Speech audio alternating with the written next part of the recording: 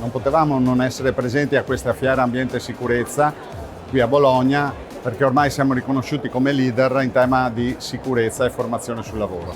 Diffondere la cultura della sicurezza, questo è il nostro obiettivo da sempre e siamo presenti qui quest'anno proprio per far vedere quali sono i nostri servizi, quali sono le nostre attività, sempre rivolte alla sicurezza sul lavoro e alla protezione ambientale. In particolare quest'anno notiamo molta attenzione verso il servizio ambassador che proponiamo ai nostri clienti, sempre al fine di diffondere la cultura della sicurezza e anche far vedere come effettuare formazione concreta per ridurre il fenomeno infortunistico.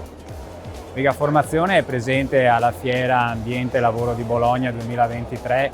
con la sua mission, cioè la divulgazione e la consapevolezza della sicurezza sul lavoro. Infatti anche in questa occasione, che raccoglie in questi 3 giorni numerosissimi esperti, consulenti, RSPP, persone che si occupano di prevenzione degli infortuni sul lavoro, Vega Formazione ha organizzato una serie di seminari su tematiche relative alla sicurezza e anche alla sostenibilità, che poi in effetti include vari aspetti, tra cui la sicurezza sul lavoro.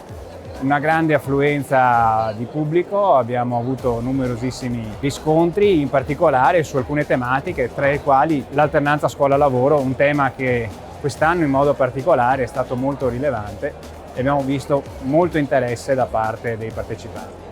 E questa attività di sensibilizzazione, di divulgazione, di consapevolezza noi la continueremo, come abbiamo fatto in effetti finora, organizzando seminari sempre sulle novità normative, normalmente con cadenza mensile, sempre disponibili sul nostro sito, gratuiti, quindi continuate a seguirci anche sui canali web, sui social, per essere sempre aggiornati sulle novità.